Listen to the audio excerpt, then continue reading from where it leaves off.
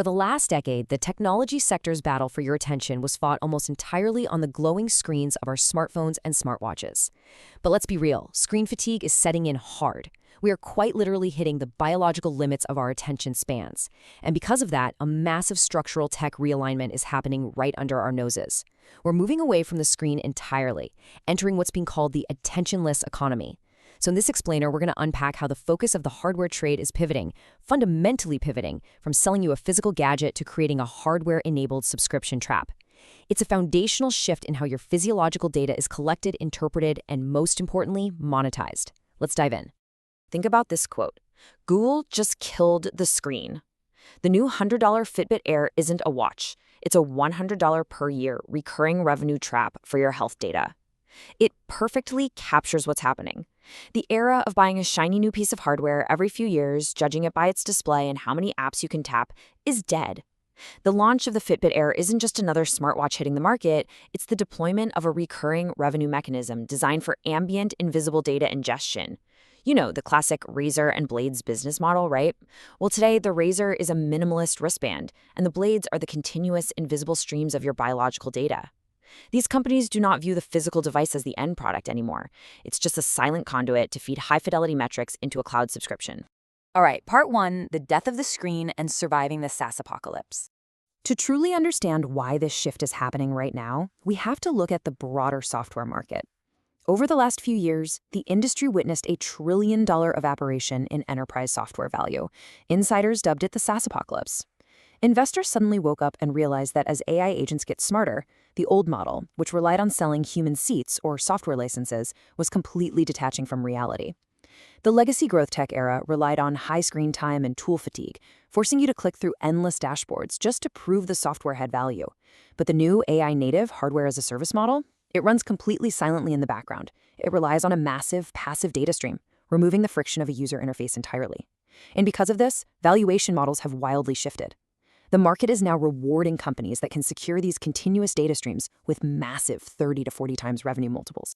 Which brings us to section 2, the 10 billion minimalist trade, and a really fascinating valuation disconnect. Investors are heavily buying into what's being called the $10 billion minimalist trade. It's wild to see, but companies with zero screens are vastly outperforming legacy consumer electronics giants that actually move way more physical products. Take Garmin, for example. Legacy giant, incredible GPS hardware, operates primarily on unit sales. They're trading at a 6.7x multiple. But then you pivot and look at Whoop and Aura, companies making screenless prosumer wearables. Whoop commands an absolutely massive 38.8x premium. Why the immense gap? Because the market doesn't view Whoop as a hardware company at all. They're valued as a predictive software recurring revenue platform. With 85% of their revenue coming directly from memberships, it proves a crazy point. The sheer absence of a screen actually fosters a psychological dependency that just selling boxes cannot match. Moving on to section 3, the AI health coach and the battle of sensor fidelity versus price.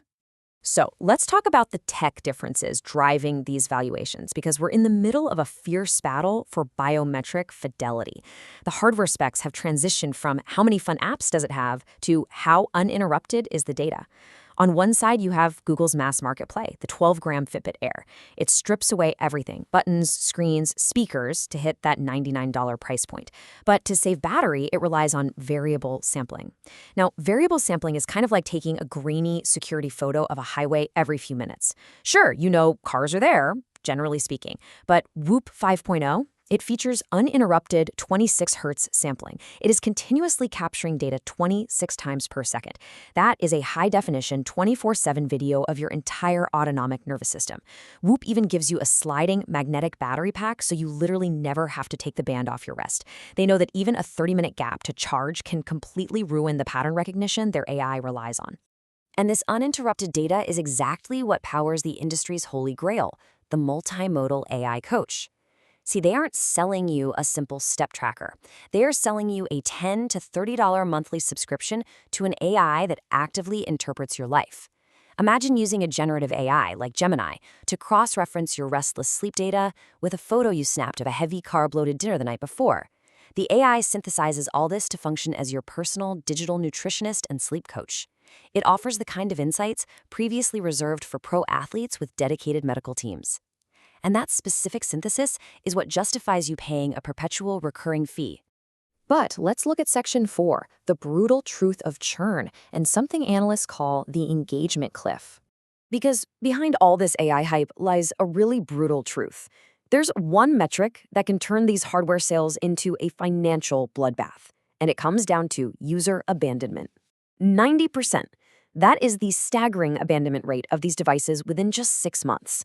Actually, studies suggest up to 91% of health-related resolutions are abandoned by January 10th.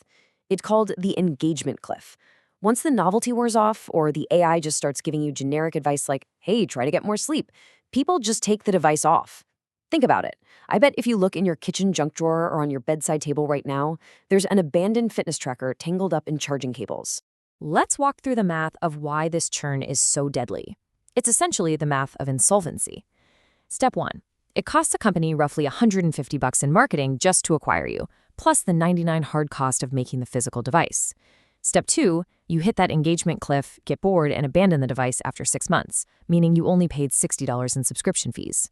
Step 3, that leaves the company with a 1.06 to 1 LTV to CAC ratio, lifetime value to customer acquisition cost. Factoring in R&D and overhead, that ratio is a total disaster. They are literally lighting money on fire. A sustainable business needs a ratio of at least 3 to 1 to actually turn a profit. But let's look at the flip side. What happens when they actually manage to keep you hooked? If a company retains that exact same user for 24 months, collecting that fee month after month, the ratio jumps dramatically to a sustainable 2.26 to 1. Getting you past that initial 6-month cliff totally alters your psychology. You transition from a casual gadget buyer to a dependent subscriber who needs that data every single day. This math proves that subscription retention, not the initial hardware sale, is literally the only path to survival here. So, how do they keep you from leaving? Section 5, lock-in, sunk costs, and the behavioral moat. To stop you from hitting that catastrophic 6-month cliff, these companies are building incredibly aggressive behavioral moats. They design extreme platform lock-ins to make leaving deeply, deeply painful. Take this forced migration by Google, for example. By making Fitbit users migrate their accounts or lose their data, they are brilliantly leveraging your own physiological history against you as a switching cost. It is the ultimate data moat. Imagine trying to switch from Apple to Android, but instead of losing some text messages, you lose years of your actual health baseline. The friction to defect to a competitor and start from zero is just too high for most people. Why do we keep paying month after month, even if we're ignoring the app? 2 words: sunk cost fallacy. Loss aversion in this market is incredibly powerful. Your sunk cost isn't just the $100 you spent on the tracker. No, it's the thousands of hours of sleep data the AI has used to build your biological baseline. You keep paying that monthly fee because abandoning the platform means throwing away your personal health history. You feel like you're wasting your own physical effort. Whoop takes this lock-in to the absolute extreme. Their model, they quote-unquote give you the hardware for free up front, but if you stop paying their annual fee, which is anywhere from $200 to over $350, the device is instantly bricked. It has zero functional value without that cloud connection. Imagine if your TV completely stopped turning on just because you canceled Netflix. That's the sheer force of the attentionless economy. It's a brutal choice. Keep paying a pricey subscription forever or own a useless piece of black plastic. And to make sure you get locked in early on, they rely on gamified extrinsic motivators like sleep streaks to forcefully drive the habit before the AI even has enough data to prove its worth. Bringing it all home, Section 6, the new outcome economy and pricing the future. Pulling all this together, you can see how this structural shift is entirely reshaping tech pricing. The industry is permanently leaving SaaS 1.0 per-seat pricing behind. They are migrating straight to hardware as a service to permanently lock in your household's tech budget. We're moving from paying for simple access to paying for outcomes. What does it look like to pay for a health milestone? Imagine a future where you have a variable subscription and you only pay full price if the AI coach successfully guides your blood pressure into a healthy range over 6 months. Whether it's outcome-based pricing or just bundling the Gemini Health Coach into your existing Google One data storage, the goal is always the exact same: maximize your lifetime value while minimizing the existential threat of churn. Now, impartially speaking, this economic pivot has massive execution risks. EU antitrust bodies are already gearing up to scrutinize and potentially break up these AI and Android ecosystem bundles to prevent monopolies. Plus, the FDA in the US is closely watching wearable medical claims. Why? Because features like Whoop's blood pressure insights or Apple's ECG tiers are brushing right up against being classified as actual medical devices, not just consumer wellness gadgets. If a sudden regulatory shift outlaws or reclassifies the exact features keeping users subscribed, the value of that subscription could evaporate literally overnight. That would leave these companies stranded with huge hardware manufacturing costs and zero recurring revenue. So as the screens disappear from our wrists and these ambient data traps tighten their grip on our daily routines, you really have to ask yourself a critical question. Are you actually gaining life-changing health intelligence? Or by the time February rolls around, are you just financing the attentionless economy as another hardware sunk cost? It's a fascinating structural pivot that's going to define the entire next decade of personal tech. Thanks for walking through this explainer with me. And seriously, keep a very close eye on exactly where your data goes next.